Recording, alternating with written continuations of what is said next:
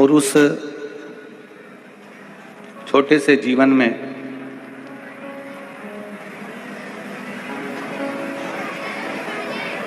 हम किस तरह से भगवान का भजन कर सकते हैं, हम किस तरह से भगवत स्मरण कर सकते हैं, हम किस तरह से भगवत भक्ति को प्राप्त कर सकते हैं, ये शिव महापुराण की कथा बताती है। वैसे मानव का जीवन बड़ा कठिन जीवन है। मनुष्य का शरीर पा लेना और पाने के बाद भगवत भजन कर लेना, ये बड़ा कठिन विषय है। कई लोग कथा में पहुंच भी जाते हैं, फिर भी कथा सुन नहीं पाते हैं। कई ऐसे होते हैं जो कथा में नहीं भी पहुंचे तो भी बहुत दूर तक भी अगर आवाज आ रही है तो वहीं से श्रवण कर कर अपने जीवन को पुण्यमय बना लेते हैं। दो तरह के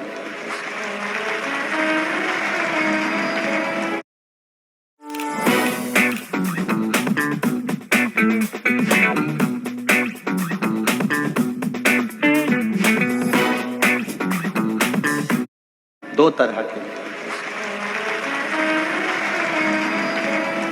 3 घंटे की कथा मिलती है। उस कथा को जितना दिल लगाकर सुन सकते हो सुनो, जहां जगह मिल जाए वहां बैठ जाओ और कथा को श्रवण करो। आज छेरछेरा का त्योहार भी है।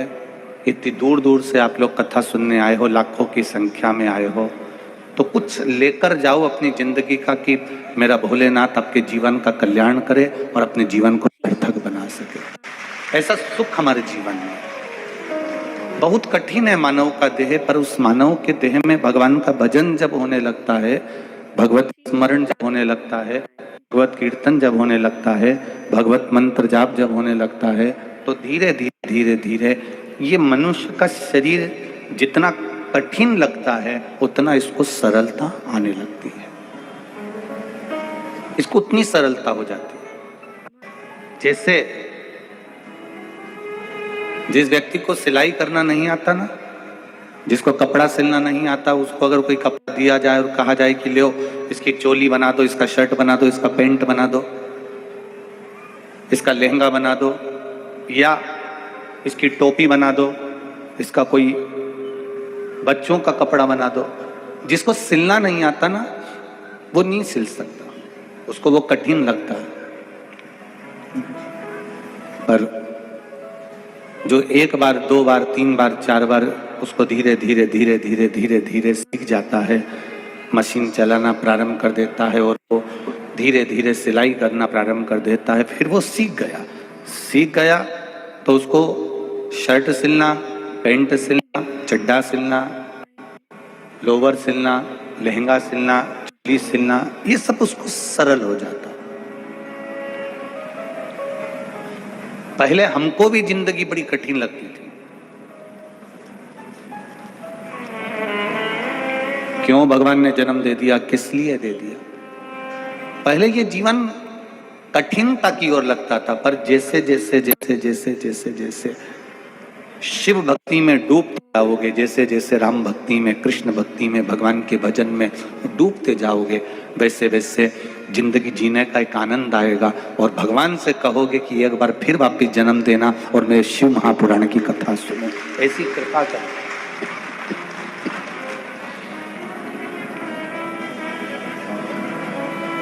जब जीवन जीने का एक तरीका आ जाएगा, जब जीवन जीने का एक आनंद आ जाएगा, जब जीवन जीने का एक तरीका हम सीख जाएंगे, तब परमात्मा से हम कह सकते हैं कि मुझे एक बार फिर मनुष्य की देह दे देना, क्योंकि मैं सीख गई हूं कि मानव की देह में करना क्या है।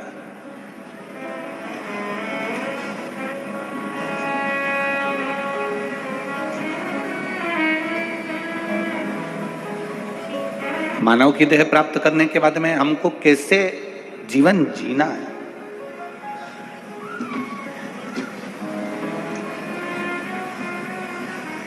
आज छेरछेरा का जो त्योहार है ये हमको बताता है छत्तीसगढ़ का कि द्रौपदी ने आधा चावल का दाना भगवान कृष्ण को दिया था।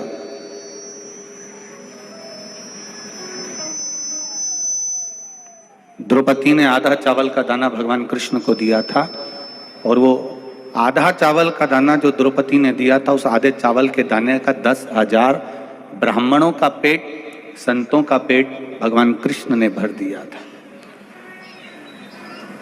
आप एक मुट्ठी, एक पस धान देते हो,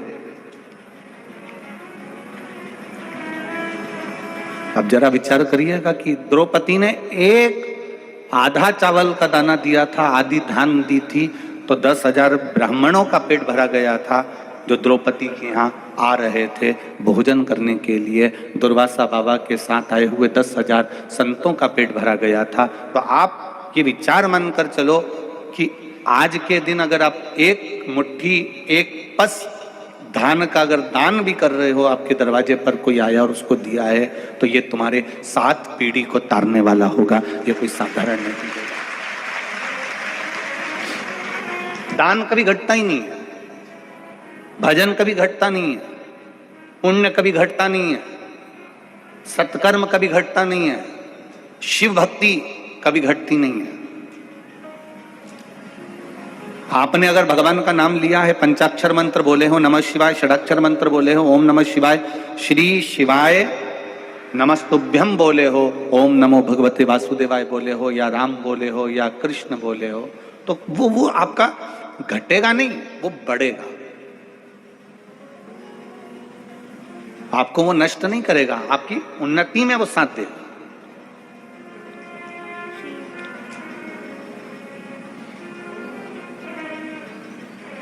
कर सेवा तू लगन लगाकर, मन में सच्चा भाव जगाकर, ही की आंखें खोलो रे, अब भोले के होलो रे।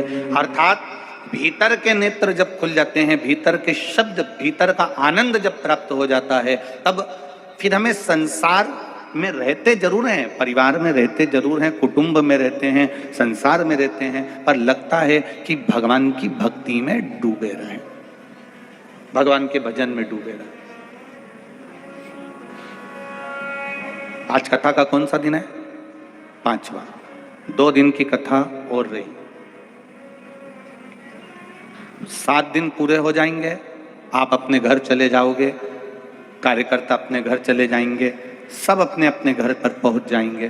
पर जो आपने इस कोकड़ी गांव में आकर जो भजन किया है, इस कोकड़ी गांव में आकर जो आपने नाम जाप किया है, छत्तीसगढ़ की पावन धारा से जो आपने शिव महापुराण की कथा भले टीवी के माध्यम से सुनी हो, फेसबुक यूट्यूब के माध्यम से सुनी हो, चाहे इस पावन प्रांगण में बैठकर कहीं सुनी हो, तो याद रखना कि ये तुम्हारा किया गया भजन, ये तुम्हारा किया गया मंत्र जाप, ये तुम्हारा किया गया नाम जाप, ये तुम्हारा किया गया स्मरण, ये कभी समाप्त नहीं होगा, बल्कि ये बढ़ता चले जाना है, उन्नति की ओर बढ़ाने वाला। ये कोई कम नहीं होगा, ये बढ़ेगा। भक्ति बढ़ती है, सत्संग बढ़ता है, संकीर्तन बढ़ता है। कभी कभी हमको अहंकार आ जाता है, दान का भी, भजन का भी, कथा का भी। किसी किसी को कथा का भी अहंकार हो जाता है। मैंने तो इतनी कथा सुनी है, तुम में से ही कोई ना कोई बोल देगा, अरे सियोर वाला महाराज की कथा हमने तो ढेर सुनी, जब तो महाराज छोटा सा ही था, तुम्हें अकल ही नहीं थी, तब सुनी हमने, तो छोटा सा था तब हमने कथा सुनी।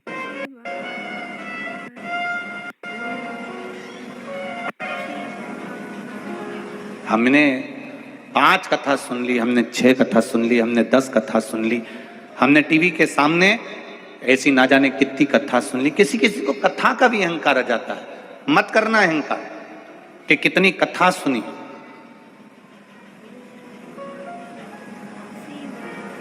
हमने इतनी कथा सुनी,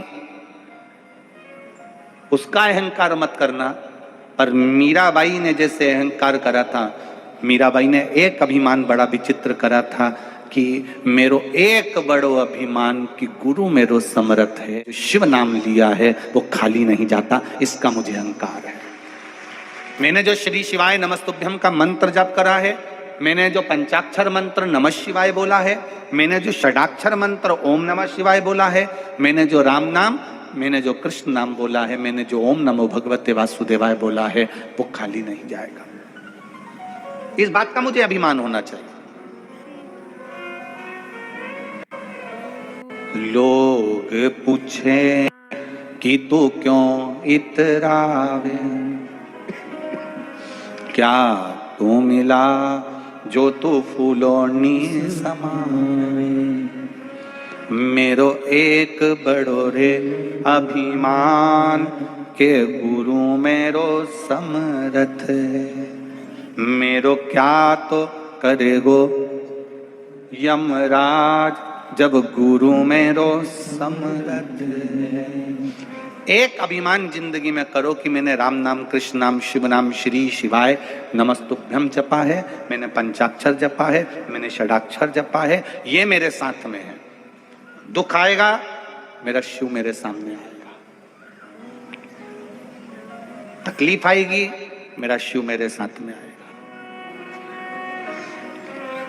दुनिया के लोगों की पहचान कलेक्टर से हो, मंत्री से हो, संतरी से हो, कलंतरी से हो। दुनिया के लोगों की पहचान चाहे किसी मिनिस्टर से हो, दुनिया के लोगों की पहचान चाहे किसी पद अधिकारी से हो, पर एक बात तुम कभी मत भूलना, जितने लोग शिव महापुराण की कथा सुन रहे हो, उनकी पहचान भले कलेक्टर, एसपी या मंत्री, संतरी, कलंतरी से होगी, पर तुम्हारी पहचान तुम्हारे भोलेनाथ से है। इसलिए तुम्हें सोचना नहीं है वो किसी से भी पहचान रखे, पर तुम्हारी पहचान तुम्हारा महादेव है। बोल बम का नारा है, बोल बम का नारा है, बाबा एक सहारा है। हमारे जीवन में हमारा बाबा हमारे साथ में, हर पल, हर घड़ी, हर क्षण हमारे साथ में जुड़ा।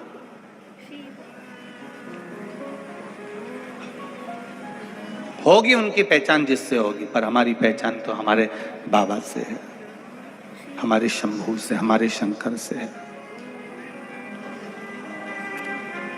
अभिमान करना परमात्मा के नाम पर करना। दुकान, जमीन, जायदाद, सत्ता, वैभव, धन, कुर्सी, पद, प्रतिष्ठा, इसका कभी अहंकार मत करना।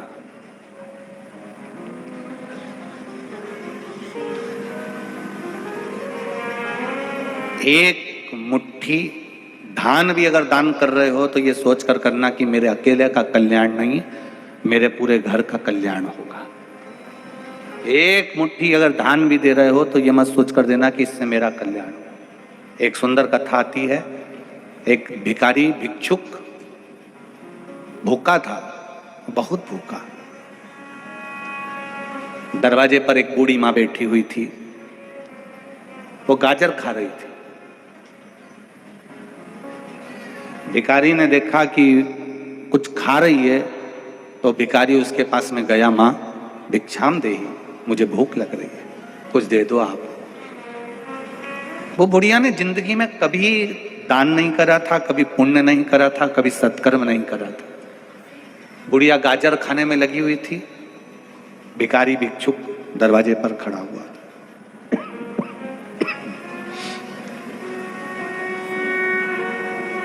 मुझे भूख लग रही है माँ, दीजिए। नहीं दिया। भिखारी भिक्षुक भी भिक्षुक था, खड़ा ही रिया। माँ भिक्षा दे दो, बहुत भूख लग रही है। बूढ़ी माँ को गुस्सा आ गया, उसने गाजर को और 2-4 बार खाया। अभी इतनी बड़ी गाजर बची थी, परंतु वो और 2-4 बार खा गई। अब नीचे नीचे का वो ठूट ठूट बचा, नीचे इतना सा बचा, वो कड़ला कड़ला जो ठूट था। अब आगे की जो गाजर थी वो नरम भाव में, नीचे कड़ला कड़ला ठूट। डोकरी ने सोचा ये काम का तो है नहीं, इसने 2-4 बार खा खुआ के वो ठूट उसके कटोरे में डाल दिया। ले मर ले, तू ही खा ले जा, तू खा जा। अब उसको गुस्सा आया और उसने वो गाजर का ठूट कटोरे में डाल दिया। भिखारी भिक्षुक उस कटोरे को लेकर गया, एक पेड़ के नीचे बैठकर उसने गाजर का ठूठ खा लिया, उसको थोड़ा सा पेट भरा गया। 4-6 महीने निकल गए, बुढ़िया समाप्त हो गई, प्राण छूट गए उसके, मर गई। मरने के बाद जब ऊपर गई तो उसके पूरे रिश्तेदार मिल गए, बुढ़िया के पूरे रिश्तेदार। बैतरणी पार होना है। गरुड़ पुराण कहती है कि बैतरणी को पार करने के लिए तुमने जो दान करा होता है वो तुम्हारे सामने आता है, तुम उसको पकड़ लो और बैतरणी तर जाओ। अब बुढ़िया के सारे रिश्तेदार मिल गए, परंतु उन्होंने कोई दान नहीं करा था। बुढ़िया भी वहां पर बैठी थी, वो भी रो रही थी कि मैंने नीचे जाकर कुछ भी दान नहीं करा, मैंने जिंदगी में कभी 1 रुपया दान नहीं करा, कभी एक अन्न का दाना दान नहीं करा। बुढ़िया भी रो रही थी। इतनी देर में आकाशवाणी हो गई कि इस बुढ़िया ने एक भिखारी के कटोरे में गाजर का ठूठ डाला था, इसलिए बैकुंठ से सामने से गाजर चल के आ रही थी। डाला था ठूठ, आ रही थी पूरी गाजर, और पूरी गाजर आई और बैतरणी के इस छोर पर आकर बोला, बूढ़ी मां इस गाजर को पकड़ लो, क्योंकि तुमने एक भूखे भिखारी को, भिक्षुक को गाजर का दान दिया था, पकड़ो इसको। और बुढ़िया खुश हो गई। उसने कहा मेरे इतने सारे रिश्तेदार, इनने कुछ दान नहीं करा और मैंने गाजर दान करी। इसने गाजर को पकड़ लिया। रिश्तेदारों ने सोचा अपनी पहचान वाली है, इसी की गाजर है तो अपन भी पकड़ लिया। उनने भी पकड़ लिया। अब उनने भी वो गाजर को पकड़ा, इसने छुड़ाया कि मेरी गाजर तुम कैसे पकड़ सकते हो। अब बताओ, नीचे तो नीचे, ऊपर भी झगड़ा कर रही है, ये तो मेरी गाजर है, तुम कैसे पकड़ सकते हो।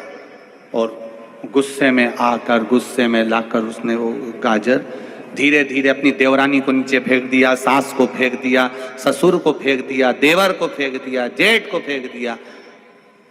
अब एक जेठानी ऐसी थी, वो इससे ज्यादा बलवान थी। उसने गाजर तो छूट गई पर इसका पांव पकड़ लिया, ले। अब इसको गुस्सा आ रही कि मेरे चक्कर में ये भी बैकुंठ चली जाएगी। उतर रही कि नहीं उतर रही। उसने उसको भी लात मारी, परंतु वो छोड़े ही नहीं छोड़। तो इसने एक हाथ से गाजर पकड़ी, एक हाथ से उसको नीचे गिरा रही। इसको गिराने के चक्कर में गाजर छूट गई और दोनों नीचे चली गई। अकेली गाजर वापिस बैकुंठ चली गई और ये सब की सब बैतरणी में फिर फंसे रह गए।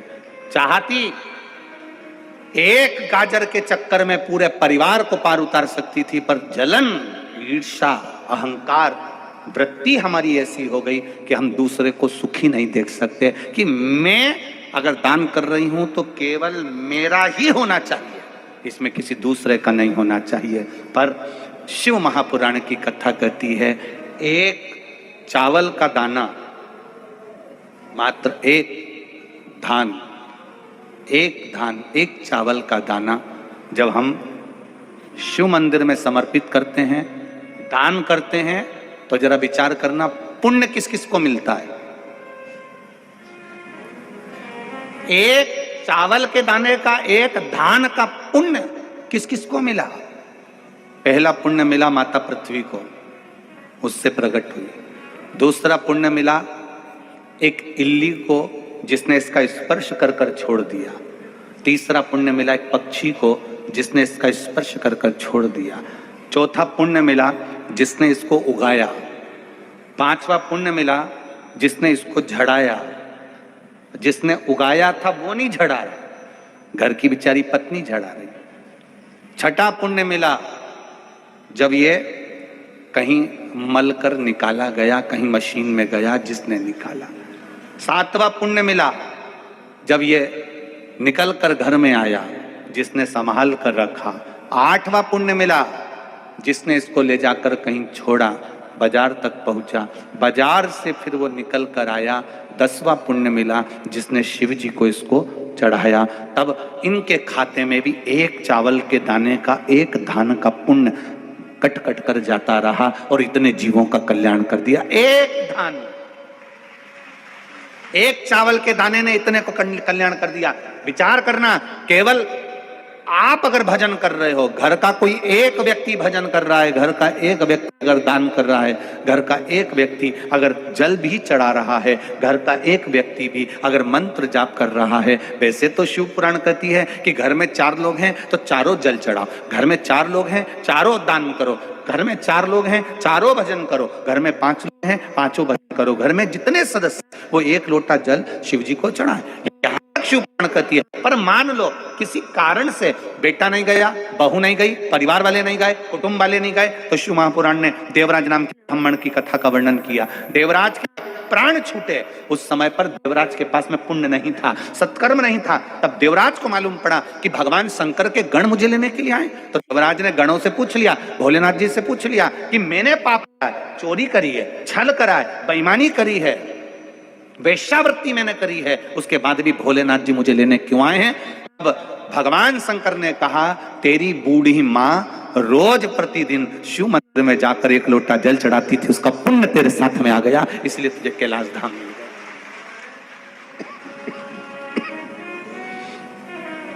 ये पुण्य तेरे साथ में।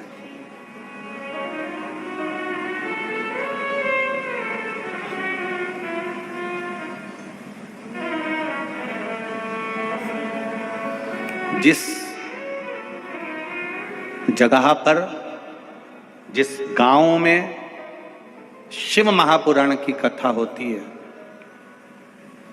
फिर कहेंगे कुंभ का मेला 12 साल में आता है। कितने वर्ष में? 12 साल में।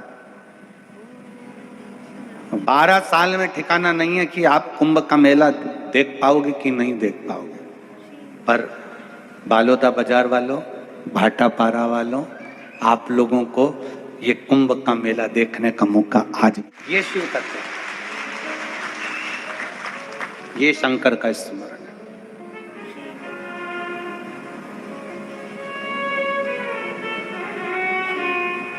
आज लाखों लाखों लोग, लाखों लाखों भक्त, ये कुंभ का मेला ही तो है जिसमें भजन हो रहा है, कीर्तन हो रहा है, मंत्र जाप हो रहा है, नाम जाप हो रहा है, रात रात भर लोग भजन करते हैं, भगवान की भक्ति में डूबे रहते हैं।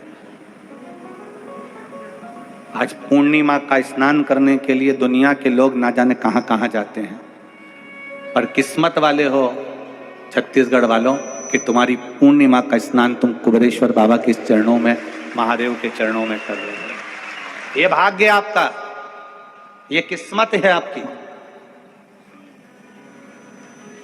जैसे हमने कल कथा में कहा था कि परभणी वालों का कितनी किस्मत होगी, कितना भाग्य होगा कि माघ के महीने में लोग तीर्थों में जाकर लंगर चलाते हैं, भंडारे करते हैं, भोजन कराते हैं, स्नान करते हैं, पुण्य करते हैं।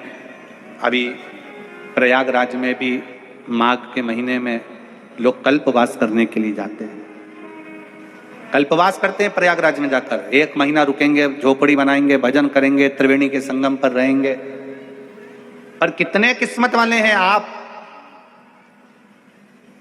लोग माघ महीने में वहां जा रहे हैं, कल्पवास कर रहे हैं। कितने किस्मत वाले हैं परभणी वाले, छत्तीसगढ़ वाले, गुजरात वाले, ये कितने किस्मत वाले होंगे जो माघ महीने में इस पंडाल में कल्पवास कर रहे हैं, पढ़े हैं, भजन कर रहे हैं, स्नान कर रहे हैं, राम नाम, कृष्ण नाम, शिव नाम ले रहे हैं। ये भी तो कल्पवास है। यहां पर भी तो माघ महीने का आनंद ले रहे हैं लोग, ये भी तो सुख भोग रहे हैं लोग। पर तुम्हारा किया गया भजन तुम अहंकार से विहीन रखो। 1 लोटा जल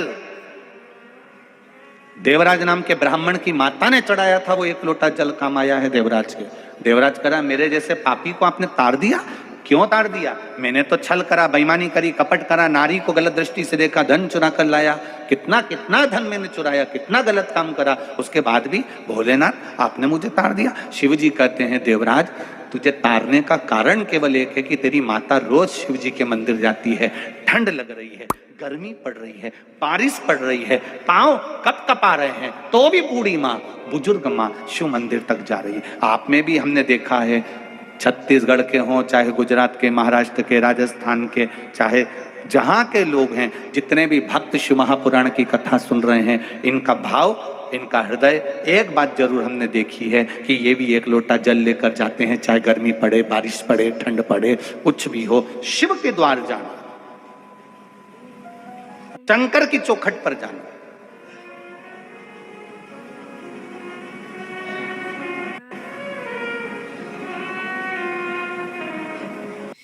एक लोटा जल का कितना महत्व है,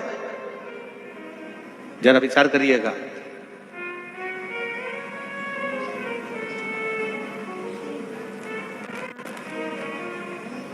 दधीचि ऋषि की धर्म पत्नी का श्राप देवताओं को लगा।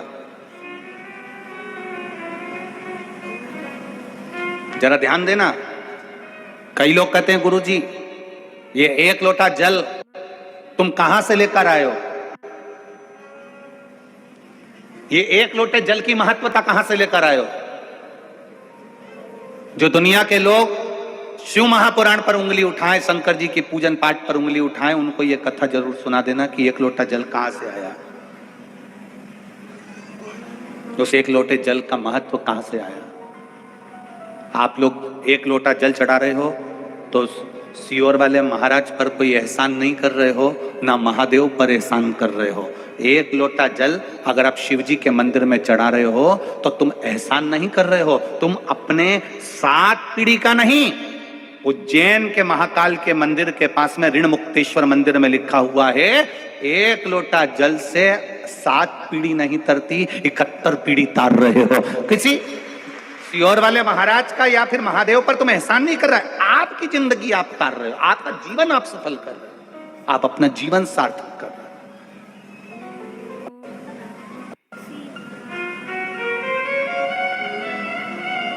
इस कहां से आया एक लोटा जल।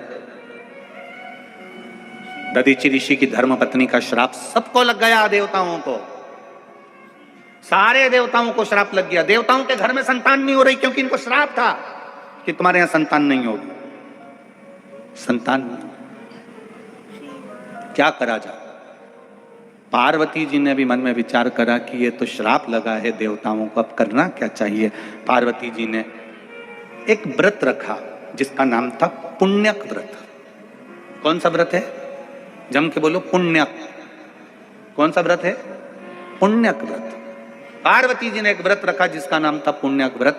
मां पार्वती, वो व्रत 1 वर्ष तक होता है। उस व्रत में 1 वर्ष तक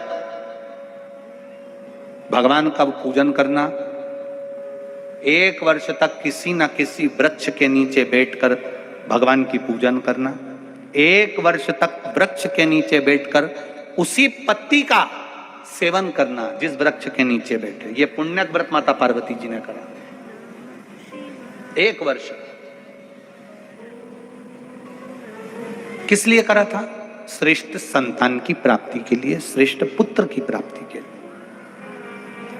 दिल से अगर कुछ करोगे, दिल से आप भगवान से प्रार्थना करोगे तो वो दिल से देता भी है। एक पत्र आया देखो,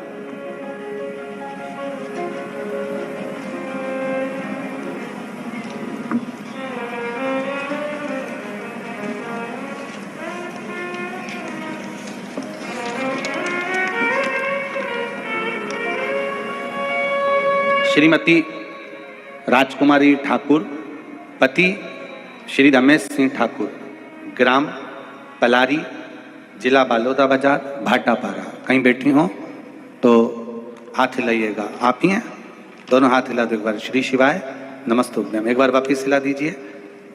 श्री शिवाय नमस्तुभ्यम। मेरे भोले बाबा का क्या बखान करूं गुरुदेव, मेरे पास शब्द नहीं है। मेरी झोली मेरे बाबा ने भर दी है। मेरे पुत्र एवं पुत्र वधू ललिता नम्रता ठाकुर, जिनकी शादी को 14 वर्ष हो गए थे, 14 वर्ष होने पर भी उनके यहाँ संतान का सुख नहीं था। सारे डॉक्टरों को गांव से लेकर शहर तक इलाज करवाया, टेस्ट भी करवाया, पर संतान का सुख नहीं हुआ। डॉक्टर ने भी मना कर दिया कि 14 साल हो गए हैं, अब मुश्किल है क्योंकि इनको संतान का सुख नहीं हो पाएगा। सब आस छोड़ दी। ऐसी कोई जगह नहीं थी जहां सिर नहीं झुकाया, जिस जगह पर हम लोग गए नहीं, बैठे नहीं, प्रणाम नहीं करा, सब कुछ करा। जो जो जिसने बताया वो सब करा, पर 14 वर्ष तक संतान नहीं हुई गुरुदेव। 4 वर्ष तक हमने सारे उपाय करे, 10 वर्ष हमारे ऐसे ही निकल गए, हमने फिर छोड़ दिया बाबा पर। 14 साल हो गए। 14 वर्ष के बाद महापुराण की कथा टीवी पर आई। तब मेरी बहन ने मुझे वर्णन किया शिवपुराण कथा का। मैंने पुत्र वधू से कहा कि कथा सुनो, और पुत्र वधू से कहकर 8/10/2022 के पहले हमने बाबा देव आदित्य महादेव का वही अनुष्ठान करना प्रारंभ कर दिया। सफेद आंकड़े की जड़ शिव मंदिर में जाकर शंकर भगवान के ऊपर से 21 बार घुमाकर तुमरुक्का जी का नाम लेकर कमर में बांधी, और जैसा आप कहते हो जल का और बेलपत्र का महत्व वैसा कि वैसे ही करा। बाबा की कृपा से 8/10/2022 को मेरे बाबा ने मेरी बहू के गर्भ से 2 बच्चों को जन्म दिलवा दिया। ये शिव की कृपा है, दोनों बच्चों का।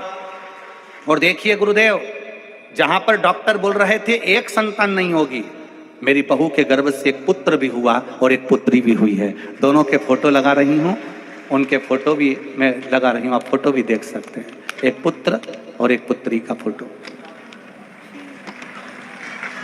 ये शिव है, ये शंकर है, ये औघड़ी है। मैं एक पुत्र और एक पुत्री का फोटो भी लगा रही हूं, जो 14 वर्ष के बाद एक पत्र हो रहे। देखिए,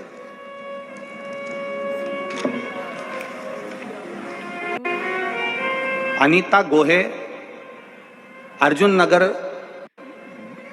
बैतूल की निवासी हूं। कहीं बैठी हो तो हाथ हिलाइएगा, कहीं पर बैठी हो तो हाथ हिलाइएगा। अनीता जी गोहे, अर्जुन नगर बैतूल के निवासी हूँ गुरुजी।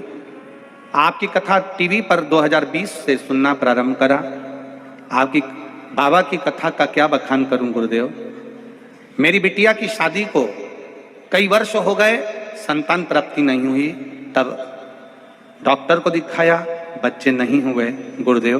तब मेरी बिटिया को मैंने पशुपति व्रत का वर्णन किया, सफेद आंकड़े की जड़ का वर्णन किया। मेरी बेटी ने शिव मंदिर में एक लोटा जल चढ़ाना प्रारंभ करा। 16 मार्च 2021 को मेरी बेटी के घर में एक बेटे का जन्म हो गया, जिसका फोटो में लगा रही हूं। ये शिव तत्व, ये शंकर है, ये औघड़ी है। तेरी कृपा बिना न हिले लेते हैं श्वास, तेरी कृपा से तनु तनु। बखान क्या करूं मैं राखों के ढेर का, चपटी बबूत में खजाना कुबेर का। समय प्रभु आना पड़ेगा, वचन दिया तो निभाना पड़ेगा। आए ना आए प्रभु कुटुंब कबीरा, अंत समय प्रभु आना पड़ेगा। 25 लाख की गाड़ी दरवाजे पर रखी रह जाएगी, करोड़ों का बंगला रखा रह जाएगा, एक से बढ़कर एक सूट बूट हैट सब धरा रह जाएगा, किसी काम का नहीं आएगा।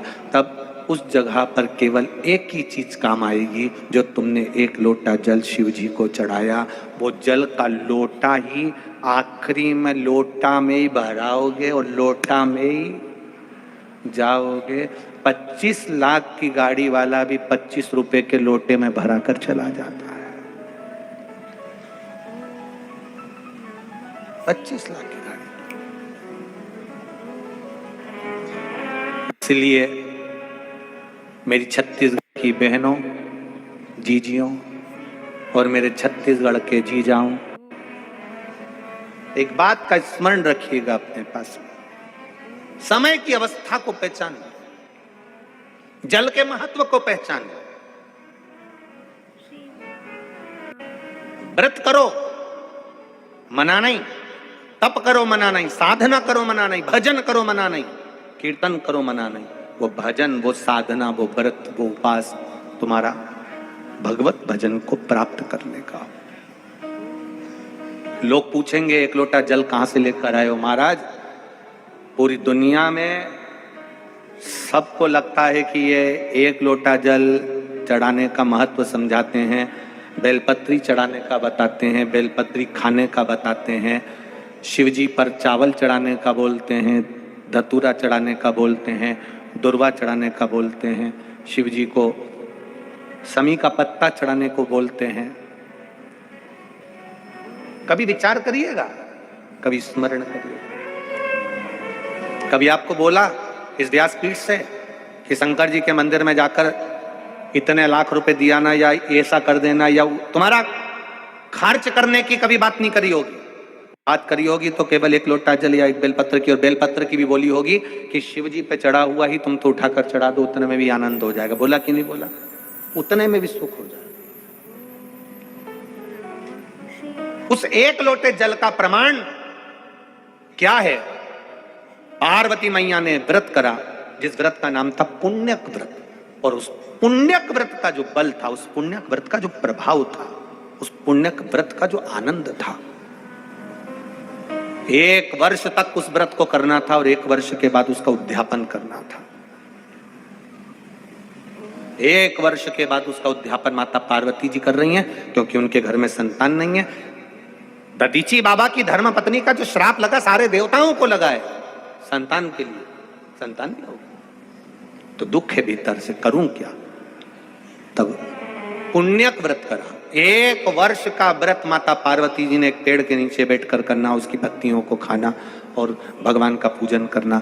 जब पुण्यक व्रत 1 वर्ष का हो गया, तब शिव जी से माता पार्वती जी ने कहा, आज मेरा पूरा हो गया, अब मैं उद्यापन करना चाहती हूं, अब मैं उद्यापन कर दूं।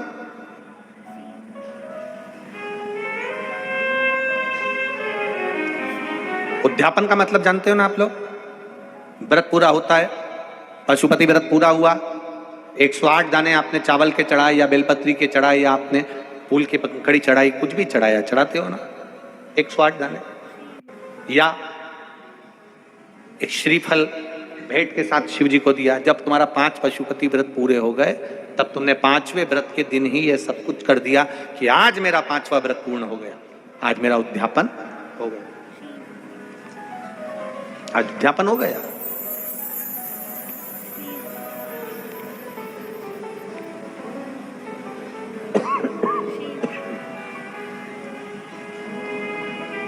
अब उद्यापन का मतलब क्या होता है कि जैसे कोई प्लाट तुमने लिया, समझना थोड़ा बहुत अच्छे से, ध्यान से समझना उद्यापन का मतलब। तुमने प्लाट लिया, तुमने जमीन ली, तुमने मकान लिया, मकान में तुम रहने भी लगे, प्लाट में तुमने घर भी बना लिया, पैसे भी पूरे दे दिए, लाखों रुपए दे दिए, जमीन पे रह रहे हो, मकान बना लिया, प्लाट ले लिया, या मकान में रह रहे हो, पैसे भी दे दिए पूरे, रह भी रहे हो, 15 साल हो गए, 20 साल हो गए, 25 साल हो गए रहते रहते, पर तुमने उस प्लाट की, उस मकान की अगर रजिस्ट्री नहीं कराई तो वो मकान तुम्हारा होगा क्या? जम के बोलो जरा। नहीं, तुमने उसकी लिखा पढ़ी नहीं कराई, उस पर तुम्हारा सिग्नेचर और बेचने वाले का सिग्नेचर नहीं है, साइन नहीं है, तो उस प्लाट की, उस जमीन की, उस मकान पर तुम्हारा कोई कब्जा नहीं होगा। तुम भले रह रहे हो, तुम भले उस पर रह रहे हो, पर उस पर तुम्हारा साइन नहीं है, उस पर बेचने वाले का सिग्नेचर नहीं है, भले तुमने पैसा दे दिया, तो वो जमीन, प्लाट, मकान तुम्हारा नहीं कहलाएगा। उसी तरह तुमने पशुपति व्रत करे करे करे करे करे, 16 सोमवार के व्रत करे, संकट सोमवार के व्रत करे, बुधवार के व्रत करे, मंगलवार करे, शुक्रवार करे, संतोषी माता के करे, लक्ष्मी जी के करे, वैभव लक्ष्मी के करे, तुमने सारे व्रत करे, उस व्रत का उद्यापन होना जरूरी है। एकादशी का व्रत कर रहे हो, उसका भी उद्यापन होना जरूरी है। प्रदोष का व्रत कर रहे हो, उसका उद्यापन होना जरूरी है। उद्यापन हो जाना मतलब मैंने अभी तक जो व्रत करे थे, ये सारे व्रतों का पुण्य अब मेरे खाते में आ गया। अब मुझे किसी की जरूरत नहीं, किसी के व्रत की जरूरत नहीं कि मैं मरूंगी। आपके मरने के बाद पंडित जी ब्राह्मण देवता संकल्प छुड़वाएं और एकादशी दिलवाएं। बहू से कहें 5 एकादशी दो, बेटों से कहें 4 एकादशी दो। यहां देते कि नहीं देते? अरे बोलो तो जम के। किसी के मरने के बाद 12वें 13वें में एकादशी दिलवाते हैं। अगर आपने एकादशी करी है और आपने एकादशी कर कर उसका उद्यापन करा है, तो एकादशी का उद्यापन कर दिया मतलब आपने इतनी एकादशी करी, उसका पुण्य तुम्हारे खाते में है। कोई तुमको एकादशी नहीं भी देगा तो भी तुम बैकुंठ जरूर जाओगे, क्योंकि सील ठप्पा लग गया। उस उद्यापन का मतलब यह है कि हमारा करा हुआ व्रत हमारे खाते में पहुंच गया। कई लोग घबराते हैं उद्यापन में। 5 व्रत करे पशुपतिनाथ के, 4 व्रत पूर्ण हो गए, 5वां व्रत करने के लिए जाओ तो एक श्रीफल भेंट, 108 बेलपत्र या चावल जो भी लेकर जा रहे हो शिव जी को एक एक कर समर्पित करते जाओ। श्री शिवाय नमस्तुभ्यं, श्री शिवाय नमस्तुभ्यं। दिए लगा दिए, दिया ले लिया, प्रसाद के हिस्से कर दिए, एक हिस्सा ले लिया, वापिस घर पर आए। 5वें दिन फिर वही दिया जला दिया, फिर प्रसाद का हिस्सा पा लिया। 5वां व्रत पर तुमने उद्यापन कर दिया मतलब तुमने शिव को समर्पित कर दिया। अब वो व्रत तुम्हारा है।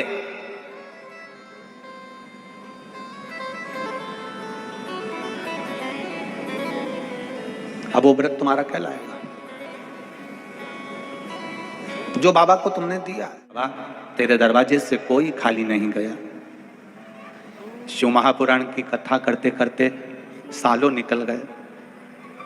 एक विश्वास शिव महापुराण के प्रति देखा है कि जितनों ने भी दिल से कथा सुनी है, दिल से कथा सुनने में अंतर है, ऐसे कथा सुनने में अंतर है। किसी ने टल्ला मार दिया, तुम बात करने लगे, किसी ने निकल कर गया, तुमने बोलना चालू कर दिया, कोई कुछ कह रहा है, ध्यान उधर लगा लिया, कोई ने कुछ बोल दिया, ध्यान उधर चले गया। 7 दिन पंडाल में एक जगह पर बैठकर 7 दिन ये लोग आते हैं कथा सुनने के लिए। आप लोग आते हो, शहर के लोग तो रोज आते हो, रोज जाते हो, पर कभी मेरे भोलेनाथ जी से इतना कह देना कि इन पत्र में एक पत्र मेरा भी रखवा देना। भोलेनाथ जी से कहना एक कथा किसी पंडाल में मैं भी 7 दिन दरी कम्बल साथ लेकर जाऊं, एक जगह पर बिछाकर उसी जगह पर बैठकर कथा का रस मैं भी लूं, मेरा बाबा मेरा भी कल्याण करे, ऐसी कृपा हो जाए। कभी मन में विचार बनाना। दुनिया के लोग प्रयाग में जाकर कल्पवास करते हैं, हरिद्वार जाकर कल्पवास करते हैं। दुनिया के लोग 1 महीना 15 दिन का निवास करते हैं, 2 दिन का निवास करते हैं, काशी में जाकर, हरिद्वार में जाकर, सोमेश्वर जाकर, उज्जैन जाकर। कभी भोलेनाथ से कहना मैं इतनी दूर नहीं जा सकती, तो मेरे गांव के पास में कहीं शिव पुराण की कथा हो तो मैं भी एक आसन से सुनूं, तुझ में दिल लगाकर सुनूं। जैसे वो आगरा से भाई आया था, उसने कहा मैंने नियम लिया था कि मेरा बेटा व्यसन से मुक्त हो जाए, शराब पीना छोड़ दे और उसकी शादी हो जाए, जो 30 साल का हो गया था। भगवान ने 4थी कथा तक पीछा नहीं छोड़ा, आखिरी में भोलेनाथ ने कृपा करी, उसका व्यसन भी छूटा और शादी भी पक्की हुई। ये शिव तत्व है, ये शंकर है, ये उगड़ी है।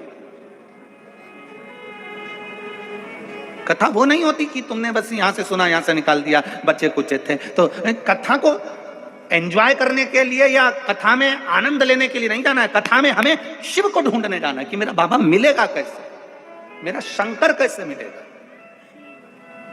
टीवी के सामने कथा सुन रहे हो, आस्था चैनल पर, मोबाइल पर कथा सुन रहे हो, तो आपका विश्वास, जितने लोग टीवी पर कथा सुन रहे हैं इनका विश्वास जागा तो है, नहीं तो ये टीवी चालू नहीं करते, नाटक देखते रहते। क्यों आस्था चैनल चालू करा, क्यों मोबाइल पर कथा निकाली? नहीं, सीवर वाला मारा जा रहा होगा, कथा निकल। तुमने मोबाइल पर भी भगवान को ढूंढा है, तुमने चैनल पर भी भगवान को ढूंढा है, तो पंडाल में भी कथा सुनने बैठो तो भगवान को ढूंढ कर बैठो कि मेरा भोलेनाथ मुझे मिलेगा, मेरा शंभू मुझे मिलेगा। 14 वर्ष तक जिसकी यहाँ संतान नहीं हुई, वो सब दूर से जब आज छोड़ देता है, तब वो शंकर की शरण में जाता है, तब वो शिव तत्व की ओर जाता है। सालों साल हो जाती है और औलाद नहीं होती, तब व्यक्ति को लगता है कि अब संतान नहीं हो सकती। आज छोड़ दी लोगों ने 10 साल 20 साल। इस व्यासपीठ ने 25 से 30 साल जिसकी शादी को हो गए, उन तक की गोद में संतान देखी इस व्यासपीठ ने, और उनकी आंख में से आंसू बहते हैं कि मेरे को 30 साल बाद बाबा ने संतान दे दी। ये व्यासपीठ ने देखी, ये सहज नहीं है। इन पत्रों के ढेर में तुम्हारा भी पत्र आए, तुम भी दिल से बाबा से प्रार्थना करो कि वो तुम्हें स्वीकार करे। एक दिन शिव जी के मंदिर गए, 1 महीना शंकर जी के मंदिर में गए, 1 महीना 2 महीना भगवान के मंदिर में गए, और तुम विचार करो कि मेरा बाबा मेरी झोली भर दे, ऐसा नहीं होता। पहले भगवान पूरा परखता है। तुम जाते रहो उसके दरवाजे पर, जाते रहो, 1 महीना नहीं, 2 महीना नहीं, 3 महीना नहीं, जाते रहो उसके दरवाजे पर, कभी तो सुनेगा, कभी तो सुनेगा। जाते रहो। वो रेलवे स्टेशन गए हो आप लोग कभी? अरे बोलो तो जम के, स्टेशन गए हो? रेलवे स्टेशन, रेलवे स्टेशन पर बड़े बड़े माइक लगे होते हैं। अंदर बैठी हुई एक महिला बार बार बोलती है 12 1 2 3 4 नंबर की गाड़ी, ये वाली एक्सप्रेस इतनी बजे इस प्लेटफॉर्म पर पहुंच रही है। एक बार नहीं बोलती वो, कितनी बार बोलती है? 5 बार भी नहीं बोलती वो तो, जब तक बोलती है जब तक ट्रेन नहीं आ जाए। बोलती कि नहीं बोलती? ट्रेन आ गई तो भी बोल रही है। अब क्या बोल रही है? 1 2 3 4 ये एक्सप्रेस 4 नंबर प्लेटफॉर्म पर आकर खड़ी हो गई है। नहीं आई तो भी बोल रही थी, आ गई तो भी बोल रही है, ट्रेन चली गई तो भी एक बार बोली है ट्रेन 4 नंबर प्लेटफॉर्म से छूट चुकी है। उसी तरह जैसे वो कमरे में बैठकर बार बार बोल रही है कि ये ट्रेन आ रही, ये ट्रेन आ रही, तो तुमको धैर्य बंधा देता, आने वाली है, 15 मिनट की देरी है, 20 मिनट की देरी है, कोहरा पड़ गया होगा, आ रही होगी, आ रही होगी, और आखिरी में वो सामने आकर खड़ी हो जाती है। उसी तरह तुम भी शंकर के मंदिर में एक लोटा जल चढ़ाते रहो, श्री शिवाय नमस्तुभ्यम बोलते रहो, आता होगा, आता होगा, आता होगा, आता होगा, और आकर खड़ा हो जाए। आएगा मेरा बाबा आए। ट्रेन का इंतजार करते हो, वो बोलती रहती है आ रही है, आ रही है, आ रही है, 5 मिनट की देरी, 10 मिनट, 20 मिनट की देरी। तुम्हारा मत धैर्य नहीं छूटता। छूटता है क्या धैर्य? तुमने कभी सोचा आधे घंटे की देरी है, मैं तो अब जाऊं नहीं इस ट्रेन से, मैं तो सामान लेके मेरे घर जाऊंगा। नहीं, और आधा घंटा इंतजार कर लो। आधा घंटा रुके तो मालूम पड़ा 1.5 घंटा और लेट हो गई।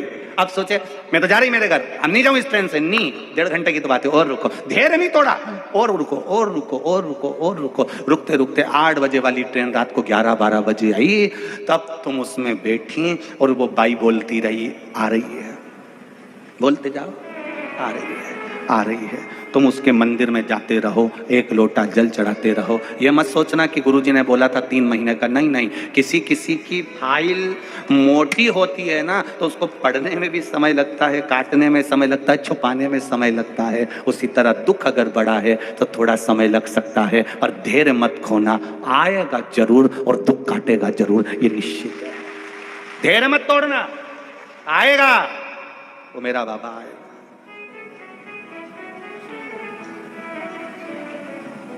आएगा तो। मैंने भोले को बुलाया है, वो आता होगा, वो आएगा जरूर। मैंने अगर दिल से पुकारा है, दिल से कहा है, दिल से पुकारा है,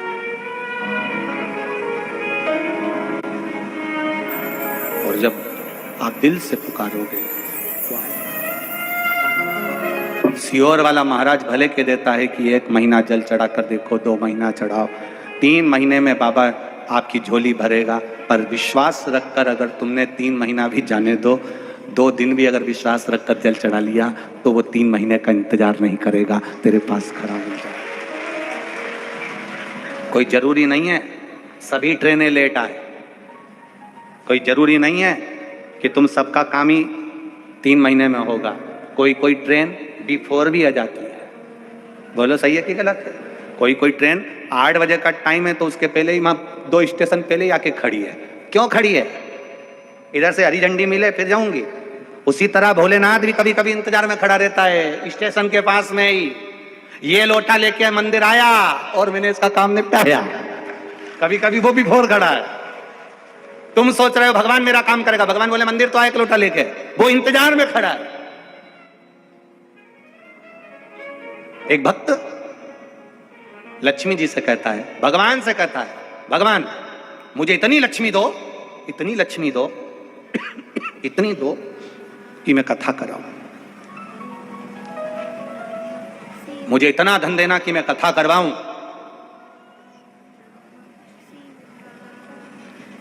भगवान ने लक्ष्मी जी से कहा, वो बेचारा बोल रहा है कि भगवान मुझे इतना धन देना कि मैं कथा कराऊं, तो तू उसको धन क्यों नहीं दे देती? लक्ष्मी जी बोली, मैं खुद इंतजार में बैठी हूं, मैं धन जब दूंगी जब ये कथा कराएगा। अब ये इंतजार कर रहा है कि धन आए तो कथा कराऊं, और लक्ष्मी जी कह रही है कथा कराए तो मैं आऊं। अब दोनों उलझट्टे में पड़े हुए, अब करे तो करे क्या। तब खबर पहुंची भगवान विष्णु के पास में कि अब क्या कर सकते हो। लक्ष्मी कह रही है ये कथा कराए तो मैं जाऊंगी, और वो बोल रहा है कि तू मुझे दे तो मैं कथा कराऊं। तब क्या कर सकते हैं। भगवान विष्णु के मन में बात आई तो भगवान विष्णु शंकर जी के पास में गए और भोलेनाथ बाबा के पास में जाकर, शिव जी के पास में जाकर बोले अब हम बीच में फंसे हैं, ये इतने लोग आते हैं सब कहते हैं भगवान मुझे धन देना तो मैं कथा कराऊं। बोलो सही है कि गलत है। सबके मन में आता है कि ना भगवान धन देना तो मैं कथा कराऊं। और लक्ष्मी जी क्या कह रही है, पहले कथा करा तो मैं धन दूं। तब भगवान शिव जी ने बीच का रास्ता निकाल दिया।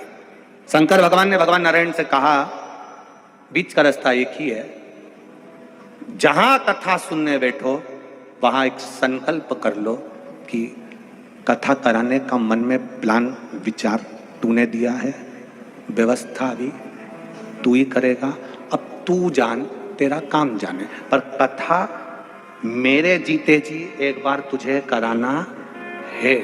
बस संकल्प तुमने ले लिया।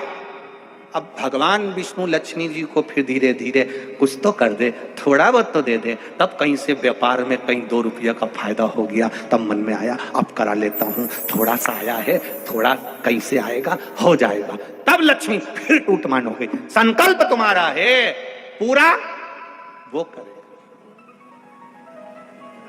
करेगा।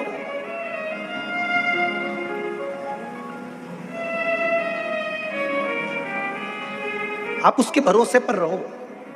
जब आप उसके भरोसे पर रहोगे तो निश्चित है कभी कभी ट्रेन बिफोर आकर खड़ी हो जाती है। आए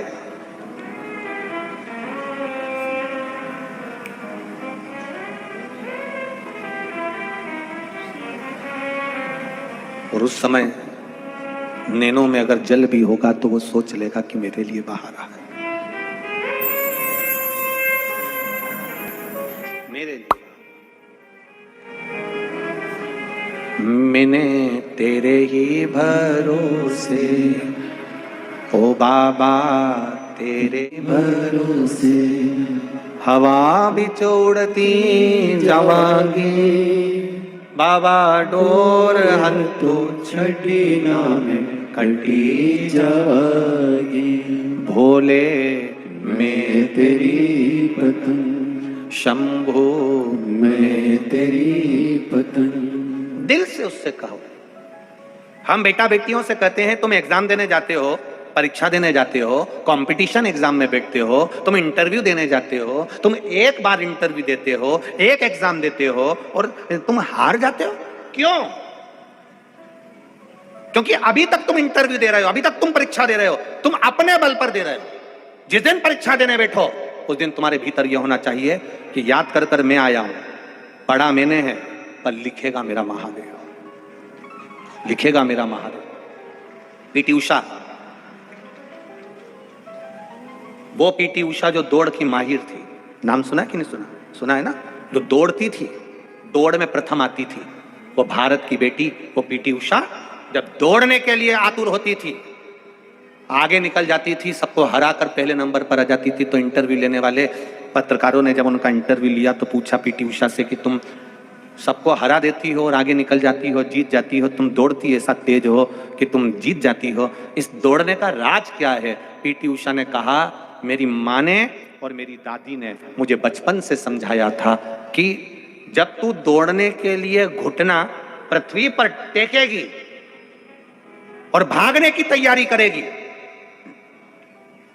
घुटना पृथ्वी पर टेक कर एक पांव पीछे कर एक पांव आगे कर भागने की तैयारी करेगी, तब मेरी दादी मुझसे कहती थी बेटी एक बात याद रखना, तू किसी को हराने के लिए नहीं भाग रही है, तेरी माखन की मटकी लेकर कृष्ण भाग रहा है, तू गोपी है, उस मटकी को लेने के लिए भाग रही है, तू जीत जाए। हमारे खेलने वाले खिलाड़ी भी सनातन धर्म को मानने वाले, वो कहते हैं भगवान कृष्ण मटकी लेकर दौड़ रहा है और पीटी उषा गोपी बनकर उसके पीछे दौड़ रही है, और कब जीत जाती है मालूम नहीं पड़ता है, कब जीत जाती है उसको मालूम नहीं है। दुनिया के लोगों को लगता है हमें हराने के लिए आगे बढ़ी है, हमें हराने के लिए आगे हो गई। नहीं साहब, कोई हराने के लिए आगे नहीं बढ़ता, कोई किसी को हराने के लिए आगे बढ़ने का प्रयास भी मत करना। बहुत किसी को लगे कि हमको हराने के लिए आगे बढ़े हो तो हराने के लिए कभी आगे मत बढ़ना, तुम मेरे महादेव के लिए आगे बढ़ना। जब तुम आगे बढ़ोगे, शिव का नाम लेकर कोई एग्जाम दोगे, भगवान शंकर का स्मरण कर कर तुम कंपटीशन एग्जाम में बैठोगे, शिव तत्व को याद कर कर तुम अगर इंटरव्यू देने भी जाओगे, तो वो महादेव तुम्हारे साथ कदम से कदम मिलाकर चलेगा और तुम्हारे पास में खड़ा भी लेगा, आएगा वो। अंत समय प्रभु आना पड़ेगा, वचन दिया तो आए ना आए प्रभु कुटुंब कबीरा, अंत समय प्रभु आना पड़ेगा, वचन दिया तो निभाना पड़ेगा। वो वचन दिया है उसने, जन्म के समय पर दिया है। गीता में कहा है कोई नहीं आएगा तब मैं आऊंगा। भगवान कृष्ण ने कहा गीता में, कोई तुझे अग्नि नहीं देगा तो मैं दूंगा। जन्म मैंने दिया है, पेट में भरूंगा। जन्म हुआ था तब माँ के स्तनों में दूध दिया था तेरे पेट भरने के लिए। दुनिया के चक्कर में मत पड़ना, पेट की जवाबदारी मेरी है, पेट में भर दूंगा, पेटी की जवाबदारी मेरी नहीं है। दुनिया के लोग सोचते हैं कि हमारे घर की पेटी भी भगवान भरे, तो भगवान के पेटी भर के करेगा क्या? एक दिन टांगड़ा ऊंचा करा, गया वहीं पड़ा, वहीं सब धरा की धर ले गया। मिलने वाले आएंगे, एक सस्ता वाला साल लाएंगे कि महंगा वाला? बोलो बोलो जम के, सस्ता।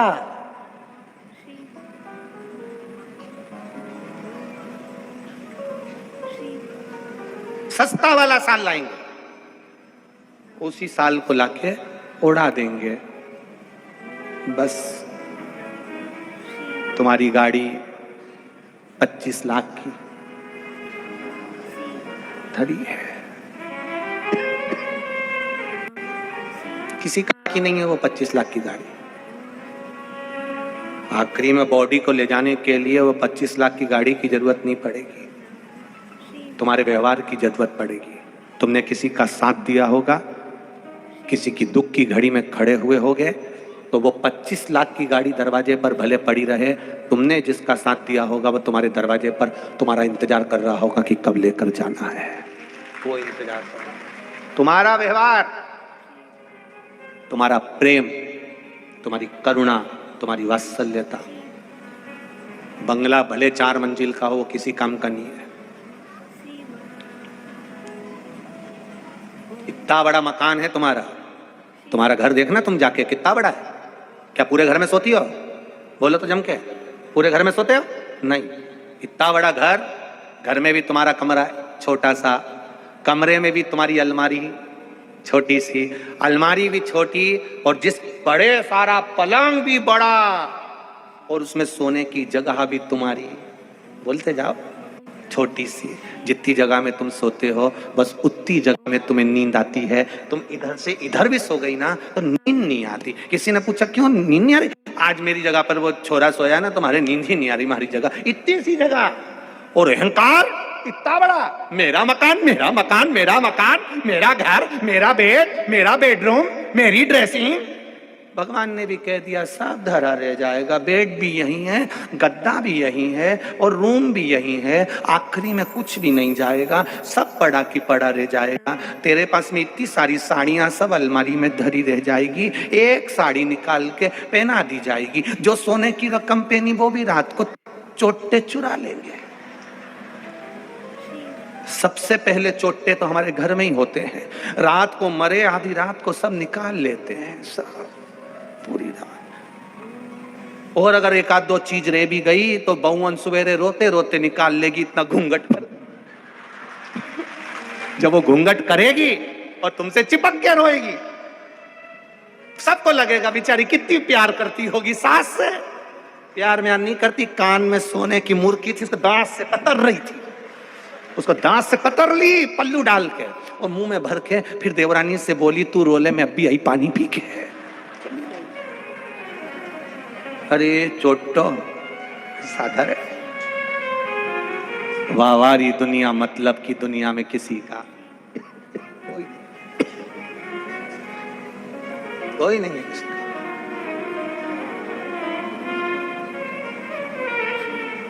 भगवान शिव से भाव से दिल से कर। माता पार्वती जी को लगा मैंने व्रत किया, पुण्यक व्रत मैंने पुत्र की प्राप्ति के लिए, संतान की प्राप्ति के लिए किया है, पर वो व्रत मैंने करा, उसका उद्यापन मुझे करना है।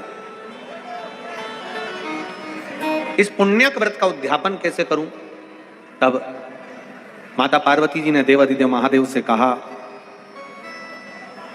कि मुझे पुण्यक व्रत का उद्यापन करना है। अभी आपको कहा था उद्यापन जरूर करना चाहिए। संतोषी माता का व्रत करो, चाहे लक्ष्मी जी का व्रत करो, चाहे नारायण का व्रत करो, चाहे जो व्रत करो, पर उसका उद्यापन जरूरी है। उसका उद्यापन करना जरूरी है। अब पुण्यक व्रत का उद्यापन है, किसी ब्राह्मण जन को, किसी साधु जन को, किसी गुरु जन को बुलाया जाए।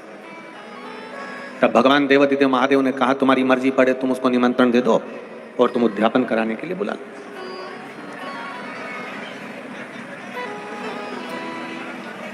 तुम्हारा मन करे तब तुम उनको बुलाओ और उद्यापन करो। तब इधर के माइक कौन चालू है? पुण्यक व्रत का उद्यापन करने के लिए बाबा देवाधिदेव महादेव की कृपा से माता पार्वती जी ने सनत कुमारों को बुलाया, सनकादि ऋषियों को बुलाया, सनत कुमारों को बुलाया और सनत कुमारों को बुलाकर पुण्यक व्रत का उद्यापन करवाया। जैसा जैसा विधान था सनत कुमारों ने वैसा वैसा वैसा वैसा किया और वैसा वैसा उन्होंने जब उद्यापन करना प्रारंभ किया, उद्यापन करने के बाद में माता पार्वती इतनी प्रसन्न हो गई क्योंकि पुत्र की प्राप्ति के लिए मैंने ये व्रत रखा था, पुत्र की प्राप्ति।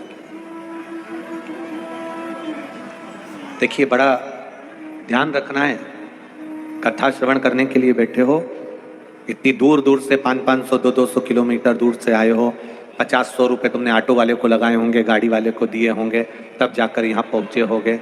और कथा किसी एक या दो व्यक्ति के चक्कर में अगर आप लोग छोड़ दो तो वो आप लोगों का जीवन बेकार। फिर यहाँ इतनी दूर से अपन आए, और कई माताओं की आदत ऐसी होती है भाइयों की, हम उनसे कहते हैं जब इतनी दूर से आए हो, कथा सुनने के लिए आए हो, थोड़ा सा समय कथा को दो और अपनी जिंदगी को सार्थक करो, दिल से सुनो उसको। बार बार कोकड़ी गांव में कथा नहीं होने वाली, ना जाने वो तो कौन सा भाग्य लेकर आए थे ये गांव के लोग, बालोदा बाजार के लोग, जो ये कथा यहाँ हो, ये तो उसकी कृपा से मिली है आपको। शिव कथा कर रही, सनत कुमारों ने उद्यापन करवा दिया। जब सनत कुमार ने उद्यापन करवाया, उद्यापन करवाते से माता पार्वती जी इतनी प्रसन्न हो गई क्योंकि मैंने पुत्र की कामना से पुण्यक व्रत करा था और उस व्रत की आनंदता से, उस व्रत के आनंद में मुझे फल की प्राप्ति होगी। तो बोलो ब्राह्मण देवता, सनत कुमार देवता, हे संत गुरुदेव, मैं आपको दक्षिणा में क्या दूं? आप बताओ, मैं आपको दक्षिणा क्या दूं? इतनी प्रसन्न थी माता पार्वती, इतनी प्रसन्न थी कि उनकी प्रसन्नता का कोई वर्णन नहीं कर सकता। कई लोग हमसे कहते हैं पशुपति व्रत में घर में क्या उद्यापन नहीं कर सकते?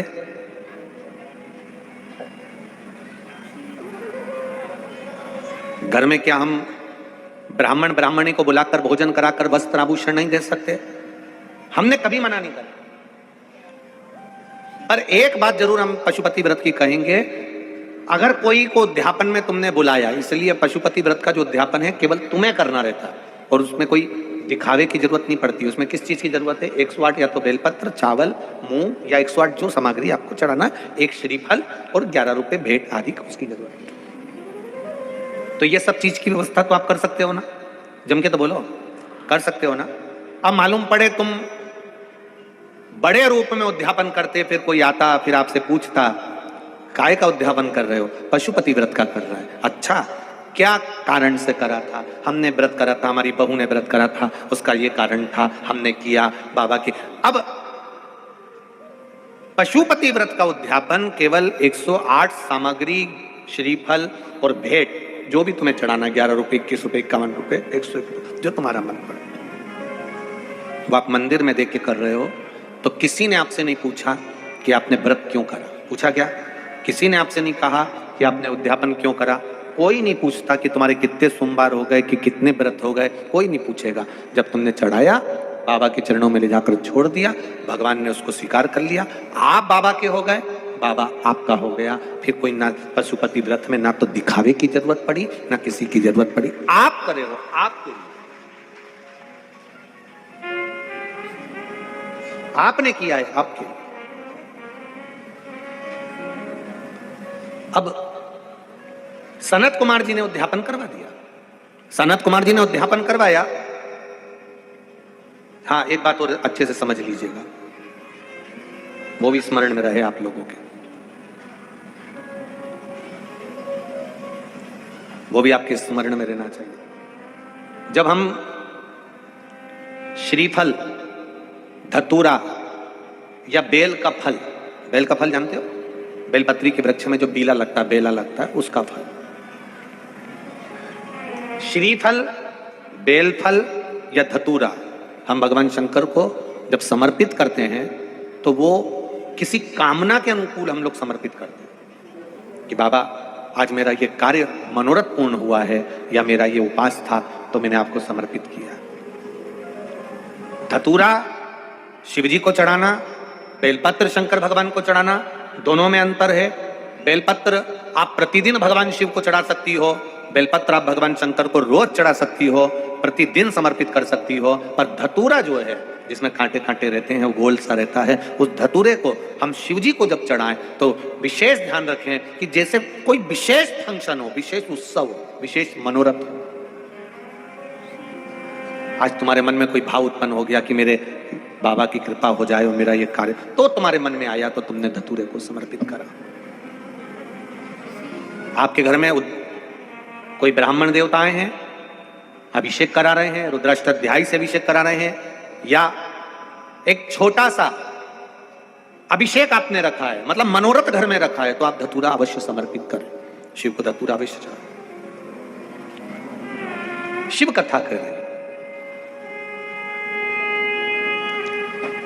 पूछा सनत कुमारों से, माता पार्वती जी ने पूछा कि मैं तुमको दक्षिणा क्या दूं, और सनत कुमार तो सनत कुमार थे, उन्होंने कह दिया दक्षिणा में आप इतने दिल से पूछ रही हो और आपने इतने मन से कहा है, आपको दक्षिणा में हमें देव अधिदेव महादेव दे दीजिए। सनत कुमार मांग रहे शंकर भगवान को दक्षिणा में, हमें देव अधिदेव महादेव दे दीजिए। पार्वती जी की आंख में से आंसू बहा और पार्वती मैया चक्कर खा के, व्रत की तो थी माता पार्वती, और मांगा भी क्या, देव अधिदेव महादेव, शंकर जी को मांगा। पार्वती मैया चक्कर खा के जमीन पर गिर गई, बेहोश हो गई, मूर्छा छा गई। यह आशुतोष महापुराण की कथा है, ये अभी तक आप लोगों को श्रवण करने को नहीं मिली टीवी पर। वो कथा का आज रस्तत्व आप लोग सुन रहे हैं कोकड़ी गांव से, छत्तीसगढ़ की इस धरा से। जरा विचार करिए इस कथा का। मां चक्कर खाकर भूमि पर गिरी, मूर्छा खाकर जमीन पर गिर गई, देवता आए, नंदी भृंगी श्रृंगी सबने आकर माता को जगाया। मां जागी, देवता उन भी आ गए, इंद्र देव, वायु देव, गरुण देव, कुबेर देव, सब देवता आए। उन्होंने पार्वती जी मां को उठाया, माता उठी। सबने पूछा क्या बात है मां, आप चक्कर खा के गिर गई, आपको मूर्छा आ गई, क्या हुआ, क्या है, क्या हो गया? मां कहती है दक्षिणा में मेरे बाबा को, मेरे शंभू को, मेरे शंकर को मांगा गया है। दक्षिणा में मेरे शिव जी को मांगा गया, मेरे स्वामी को मांगा गया। स्वामी को? हाँ। अब देवताओं ने कहा कि देखो दक्षिणा तो देना पड़ेगी, अगर मांगी है ब्राह्मण ने तो फिर दक्षिणा तो देना। तो क्या मतलब शंकर जी को देना पड़ेगा, शिव जी को? पुत्र की कामना से तो व्रत रखा था, ये चले जाएगा तो पुत्र कहां से आएगा? अब पति भी दान में दे दूंगी तो फिर पुत्र आने का कारण क्या? 100 पुत्र भी वारे हैं पति के लिए। पति पति होता है, प्राणनाथ प्राणनाथ होते हैं। इस मांग के सिंदूर के आगे 100 पुत्र भी फीके हैं। 100 पुत्र की भी कोई कामना नहीं अगर मांग में सिंदूर है। इस मांग के सिंदूर के आगे 100 पुत्र भी वारे हुए हैं। ऐसा पुत्र किस काम का जब पिता ही चले जाएगा। मुझे कामना नहीं है पुत्र की। मेरे को इस व्रत में, मैंने भले पुण्य व्रत करा, पर मैं अपने पति का दान नहीं दे सकती। खबर पहुंची भगवान विष्णु के पास में कि पार्वती जी ने उद्यापन करा था और पंडित जी को दक्षिणा नहीं दी। पंडित जी को दक्षिणा नहीं दी। खबर पहुंच गई भगवान नारायण के पास में। भगवान नारायण तुरंत आए और तुरंत आकर भगवान विष्णु ने पार्वती मैया से कहा, माता जी दक्षिणा देने में जितनी देरी होती है उतना कर्जा बढ़ते चले जाता है दक्षिणा का। अब भी की अब भी दे दो तुम तो दान में। पार्वती जी बोली, बताओ गजब का बात बोल रहे हो भगवान विष्णु तुम तो। मैं अपने पति को दान में दे दूं? अब तो मांगा है तो देना तो पड़ेगा। अगर मांगा है तो देना तो पड़ेगा। या तो तुम्हें उद्यापन करना ही नहीं था, वो उद्यापन भी कराया, पंडित ने मंत्र भी बोले, पूजन भी कराया, और दक्षिणा नहीं दे पा रहे हो, तो ये श्रेष्ठता नहीं। इसको श्रेष्ठता नहीं कहा गया। ब्राह्मण और यजमान दोनों में एक भाव होना चाहिए। ब्राह्मण भी संतोषी होना चाहिए और यजमान भी संतोषजनक होना चाहिए। ये दोनों का एक आनंद होना चाहिए। ब्राह्मण भी संतोषी हो और यजमान भी संतोषजनक। सनत कुमार ने कोई मांगा नहीं ज्यादा। सनत कुमार ने केवल महादेव को मांगा है, केवल शिव जी को। मुझे भोलेनाथ जी दे दे।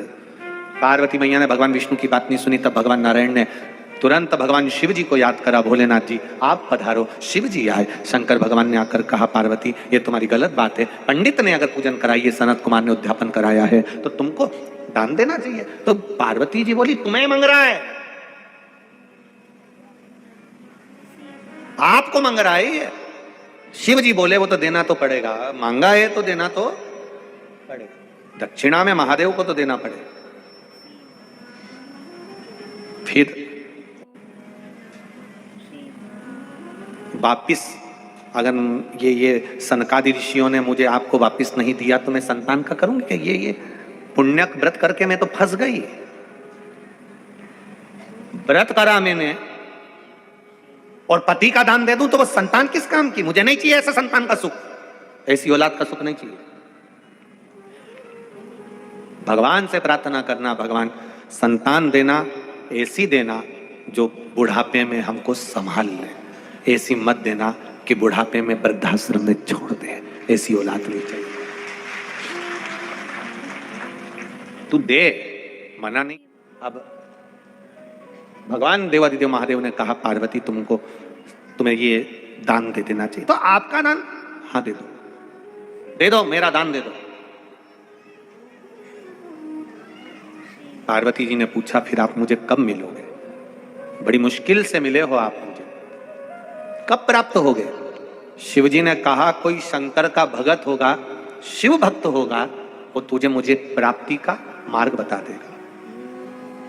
कोई शंकर का उपासक, कोई शिव का भक्त, कोई शंकर का गुणगान गाने वाला, कोई शंकर की भक्ति में डूबने वाला ही आपको शिव मंदिर तक ले जाकर छोड़ सकता है, शंकर के गुणगान में लगा सकता है, कि शिव तत्व को जानने में लगा सकता है। वरना दुनिया के लोग तो चाहेंगे आप मंदिर ना जाएं। दुनिया के लोग चाहेंगे आप मंदिर से दूर हो जाएं। दुनिया के लोग चाहेंगे आप मंदिर कैसे भी ना जाएं। बुराई करेंगे, निंदा करेंगे, अपशब्द बोलेंगे, ताने देंगे, हंसी उड़ाएंगे, आड़ा टेढ़ा बोलेंगे, अपशब्द बोलना चालू करेंगे, खूब हंसेंगे, खूब। इस व्यासपीठ से आपको छोटे छोटे शिव महापुराण के उपाय बताए जाते हैं, तो भी लोग उसको हंसेंगे, सोचेंगे इनने तो उपाय बताया, टोना बताया, टोटका बताया, ये करा वो करा। टोना टोटका और उपाय में अंतर होता है। टोना टोटका वो होता है जो दूसरे को बर्बाद करने के लिए करा जाता है, और उपाय वो होता है जो भगवान शिव के मंदिर में जाकर अपने दिल की बात देवादिदेव महादेव से अपने कल्याण के लिए कही जाती है। इस व्यासपीठ से कभी आपको ये नहीं कहा गया होगा कि आप किसी को नुकसान पहुंचाने के लिए ये करिए। आपको ये कहा गया होगा कि बाबा का भजन इस तरह से करिए। एक माँ ने, किसी ने पत्र लिखा है, उसकी सास का लीवर, किडनी 95% काम करना बंद कर दिया था। जिसने पत्र लिखा है, अगर कहीं बैठी हो तो खड़ी हो जाए। 95% लीवर और किडनी काम करना बंद कर दिया था। 95% आपने लिखा है। एक बार दोनों हाथ हिला दीजिए। श्री शिवाय नमस्तुभ्यम। वो पत्र ढूंढने में हमको समय लगता है, इसलिए हमने ऐसे ही बोल दिया। हम नाम नहीं बोल पाए, पर क्योंकि पत्र ढूंढने में समय लगता है। बहुत बहुत साधुवाद आप खड़े हुए उसके लिए। आपने लिखा है, मेरी सास का लीवर और किडनी 95% काम करना बंद कर दिया। तब डॉक्टरों ने भी हाथ ऊंचे कर दिए। तब केवल एक बेलपत्री और एक लोटा जल का नियम प्रारंभ करा और बाबा की कृपा से लीवर और किडनी की फिर जांच हुई तो नॉर्मल रिपोर्ट आई और वो लीवर किडनी काम करना चालू कर दिया। बैठिए बहन। श्री शिवाय नमस्ते। ये शिव तत्व है, ये शंकर है, ये औघड़ी है। मेरे भोले तेरा सहारा है, मेरी नैया का तू किनारा है, मेरी नैया का तू किनारा है। शिव कथा कर रही है, बाबा का पावन चरित्र कर रहा है। शिव जी ने कहा, कोई शंकर का भगत मिल जाएगा, कोई शिव का उपासक मिल जाएगा, कोई शंकर का गुणगान करने वाला मिल जाएगा, वो तुझे और मुझे वापिस मिला देगा, वापिस मिला देगा। आग लगे बस्ती में, जम के बोलो जरा, अपन रहो मस्ती में, क्या किसको रोइए, चादर तान के सो। अपने को टेंशन नहीं, लोग हंसे हंसने दो, ताना दे देने दो, गालियां दे देने दो, अपशब्द कहे कहने दो।